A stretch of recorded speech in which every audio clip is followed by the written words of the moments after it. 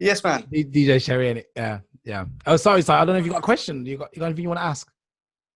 No, I was just saying, did you just get that link I just sent you now? Yeah, I got the link. Yeah. Give me a sec. Yeah, I'm saying like there's certain songs that I grew up on that I just like took me back, and I found this tune, and I haven't heard it in like so many years, man. I wanted to know if you remembered it, man. And this was like one of them songs that Hideaway. I don't know. Yeah. It's a 90s dance sort of track, and I don't know if that DJ show sure remember it as well, but have a listen to that if you can get it on. I don't think this was this was I mean, I guess I'll put this through the speaker. Hideaway, I know Hideaway.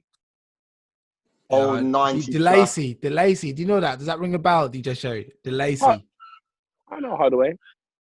I'm shit with names, though.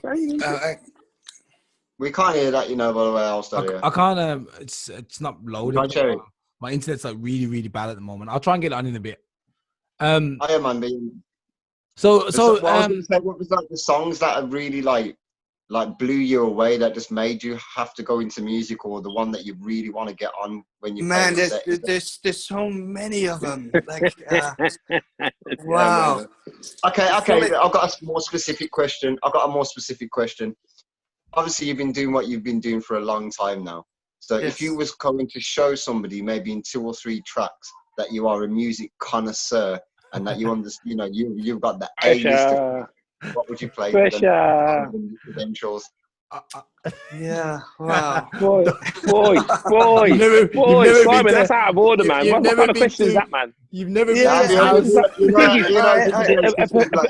professional DJ would have to survey his audience. He'd know his audience. You can't just throw that at him now. Oh, man. I'm just saying, you know. You know, if I had an audience of Caucasians, and I have to play music to make them happy, I'd be putting on a bit of heavy metal maybe, or something else. But I'm not going to put on no heavy D in the boys. Now that we found love, what are we gonna do? They wouldn't appreciate that. You get me? So I was enjoying that. All right. But that one particular tune, like one of my favorite songs. Like if there was a top 10, I would say that one would definitely go in, but not the heavy D version. I would much more go by the Third World version. Yeah, the live.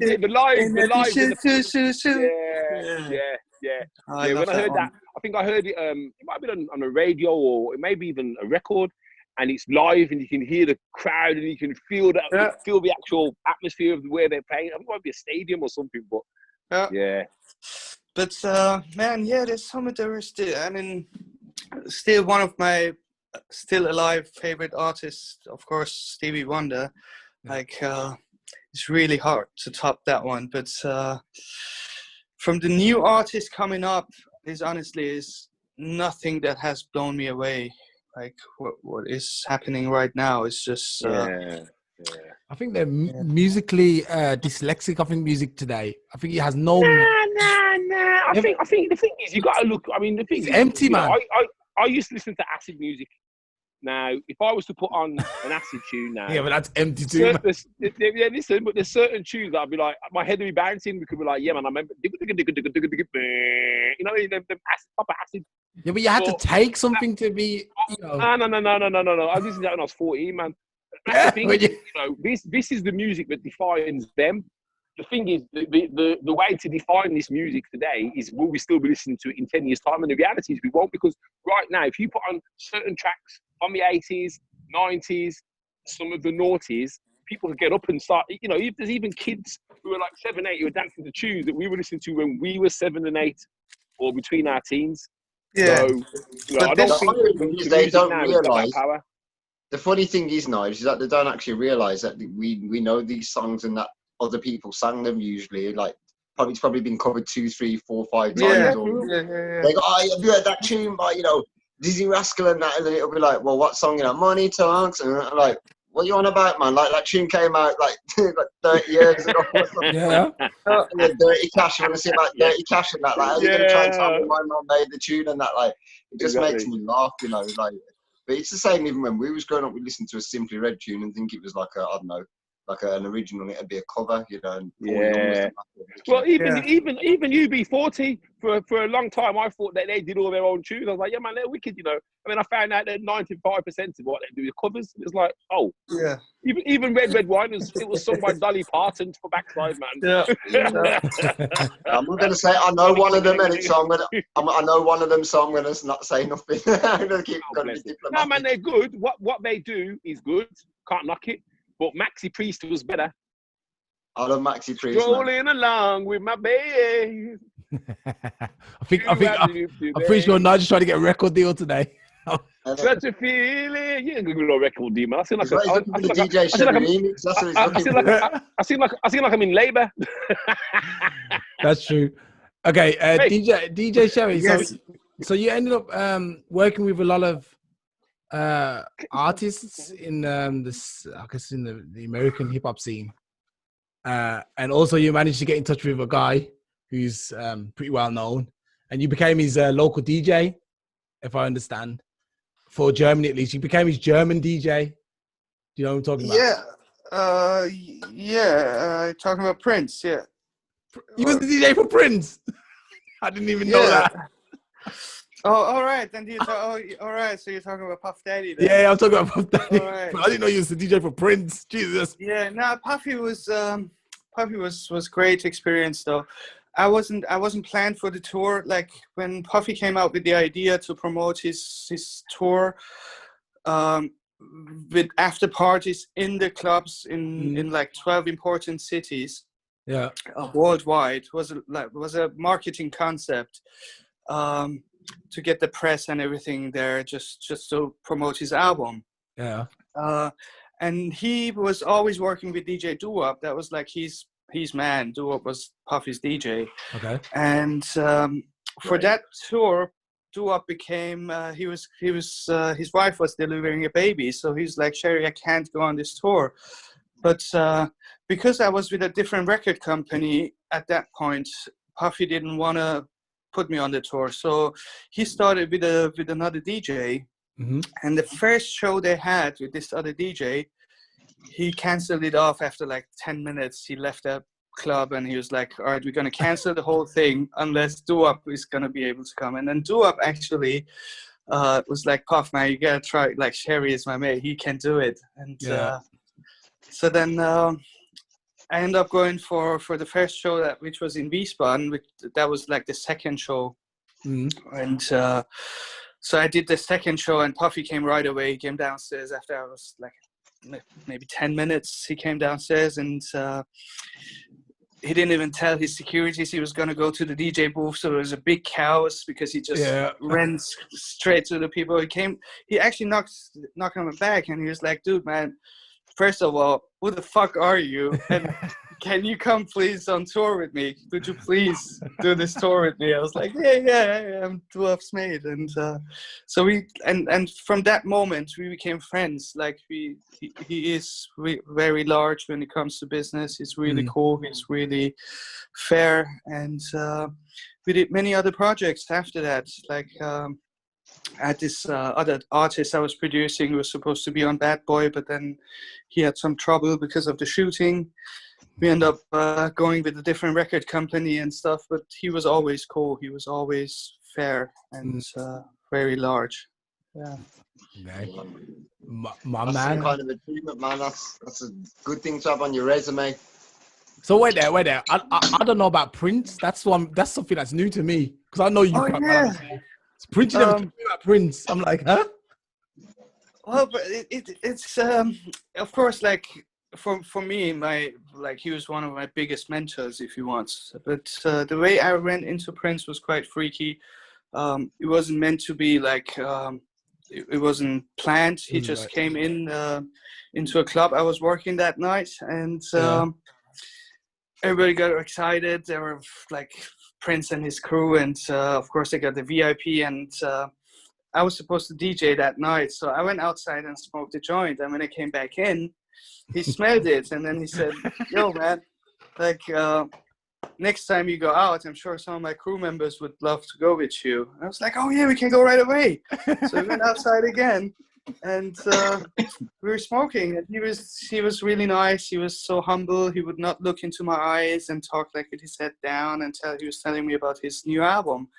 And so at that point, I said something that really pissed him off, and I really didn't mean it that way, but you know, it was early 90s, and I knew the sound was like the 90s was the sampling sound. So I said, yeah, man, you working on your new album?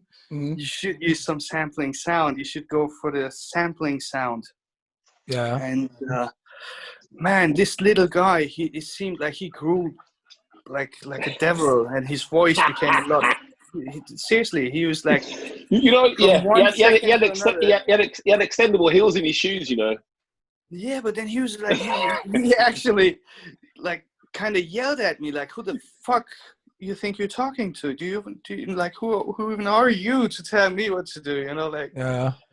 And I could just, I kept saying like, I'm sorry and blah, but he was pissed. So they took off. He's like, we're leaving. And of course the club manager was really mad. He was like, what did you do? Like, we had Prince in here. And yeah, and then sometime later, he actually sent some guys to look for me. Like the club owner, like club manager called me one day. He was like, Sherry, I think you're in trouble. I was like, why? What's happening? He said, it's like some dangerous looking guys looking at you. That's a big black guy. And I used to have long hair back then. And he's like, the way they're describing you, it's like, it must be you. And so he passed on. I was like, yeah, but just pass on the phone. And then this deep voice came on. And said, Prince wants to talk to you. So he was quite large as well. Like, he actually said, sorry, he didn't mean us to go that way. Like, he didn't want to lose it. But he explained why he lost it. So he explained how he was recording his album. He was saying like he recorded more than like 600 hours of sessions with like brilliant musicians. Mm. And those sessions that he recorded was going to be his sample material. Like he was going to sample from his sample bank. Yeah. And he explained again, like he's Prince, he cannot just go and take James Brown's sample. You know, it's not gonna work. Yeah, he's got to create his own. And that's the thing. I mean, the guy was unique. I mean, I wasn't a huge fan, but there were certain iconic songs that he made. But it's only after he died, and I started hearing more and more of what he did, that I realised, my God, this guy was actually a genius. He was man. He was a genius. I didn't get it, but obviously it's only, and that's the thing, that is an artist. That is music that will last forever. You know, the thing that I actually believe that, and the reason why I think that Prince didn't get the props that he got, I mean, he was classed as an icon even in his heyday and stuff, so he got recognition. But he was in a time where there was loads of icons, you know, really floating about. I'd say now we're in an age where there's less and less real, I'd say, global icons. But also Prince was big. Changed the game. Prince was big, man. You should also bear in mind, Prince was like from mid-90s on, he was boycotted by all industry and radio and TV. So he was just on his own.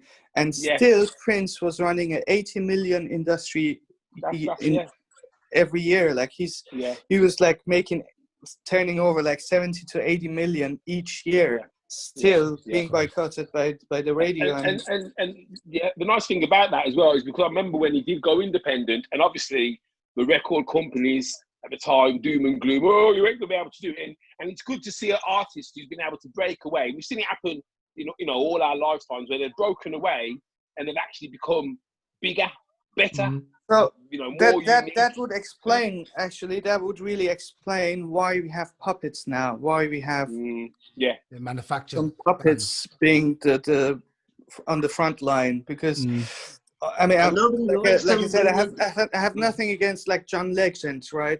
But that thing is it's just a project, you know what I mean? The possibly best way to make it psychologically, all right, we need to make a legend. What else? Like, what's the best way? We just call him Legend. That already puts it in your head. John Legend.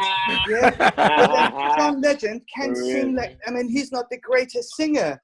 But who gives a fuck if you do the marketing wrong? All I need. And that's all you need, you know, like, give it to them.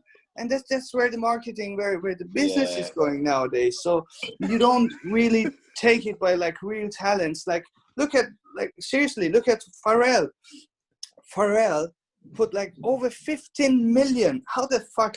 15 million in like 1 year into his marketing. Yeah, I mean, that's it. Of course, that is gonna be all over the place. You know, like, but it's just wrong because it's unfair, isn't it? Really. Now I have people coming to me and talking like Pharrell is a god, as if Pharrell is Prince. I'm like, Pharrell is a piece of shit. If you want, come on, leave me alone. You know, like that's. But he's kind of happy. He didn't make the song happy though, man. Happy. Nah, that's all marketing. Who knows what fucking poor soul wrote that song? That's true, actually. You're right. Yeah, you've touched a nerve here because I'm thinking, see how they do it. They get a guy in. They say, okay, we need a front man. So, like you said, puppet. And then they're like, okay, he's like, yeah, I can write. He's like, nah, we don't want you writing. We've got all these guys to write for you. So these guys are going to, even I looked at Alicia Keys the other day, man. Alicia Keys don't even write half her song. I love Alicia Keys, man. Of course. But if you look at the credits on her songs, she's written a song with like 5 or 6 different people. It's like, hold on a minute. Wait there. So they keep the money, you know. Yeah, they give her like 2%. Here you go, you're 2%, and you got you fame and you got your fame and you know image, and we'll just take the rest. You know what I mean? I don't like that. Man. Like a few years ago, when they were working on this Rihanna album, it was they made this hit camp, and some producers came into this house, and the whole album came together in like less than 2 weeks without Rihanna even being there for once. Like that album was, even the recording, that studio singers that just sounded like Rihanna. So they recorded that whole album. Everything was mixed. Everything was done before she even came to the studio. Really? So all she had to do was like learn the parts, sing it 1-to-1, and that was it. That's really it. Jesus Christ, man. Cashing. Dropping knowledge, man. Ching, ching, ching, ching, ching. Crazy, man. Crazy. I'm sorry, guys. I've had to move location 3 times because we've got a storm happening over here right now. I just heard, yeah. Yeah, I can see it. And I got shifted out of the kitchen because the wife's just come back, so she's making noise. So I'm now in the front room with my dog that's panting like. Yeah, it's too hot. Yeah. Anyway, DJ Sherry, I remember you telling me a story about you making up a sample. I can't remember exactly, but you figured it out from scratching something. Do you remember that story? Playing with my zipper. I think with your zipper or something, you were scratching something, and someone was like, "Oh, that's really great," and you put it in a track, and people were like, "Whoa, that's a good sample, man." Yeah. That was the first time I was called into like a real studio. It was like somebody was looking for that effect, and I was just playing on my pants. I was wearing these winter pants and the zipper, making rhythms, and then he was like, "Man, my brother's looking for something like this in his studio." I was like, "What's this guy's studio?" It's like, "Yeah." So I was like, "All right, but let's get the turntables. I'm not gonna do it with the fucking zipper, right?" Wow. Yeah, that was my first experience in the studio. Yeah, so you've been around a long time, man. Anyone else got any questions? No, man. So, what's next, man? What's next for you? What after this COVID nonsense has kind of eased down? Wow. What's the plan for you? Where are you going? Where can we see you on the turntables of steel? Saying that, because you've been hit, haven't you? Really? Because I know you do production and stuff on the side, but I guess one of your main gigs is that you're a DJ, so you're going in the clubs every night. And the 1-2s. For minutes, I totally forgot about the madness, but now you just sorry, man. I'm sorry, man. Sorry, man. Sorry, man. I'm actually in lockdown now. It's not your fault. So I'll share in your tragedy. Only because I'm hoping to come to Germany. So I mean, Wayne took me to a club for his stag do, which was absolutely amazing. Euro Palace. Ever since this madness started, I've only had cancelled gigs so far. Like this year, I wasn't able to play any of the gigs, and especially also because I play like bigger bigger gigs. Like we have this one place called Euro Palace. It's like massive. Yeah. 2,000-3,000 people fit in there. So I play there once a month, and I play in Saarland and in Switzerland for this promoter, which is like big halls, 3,000 to 5,000 people. So none of that is gonna happen for a long time, I'm sure. And then on the production, at home and stuff. Are you working on material at home? New stuff for when you go back? Well, when it all started, I went like all the other DJs, I guess. I did like a live set from home, but only because I had a customer who paid it. Like I was more or less playing a show from home, being paid. Nice.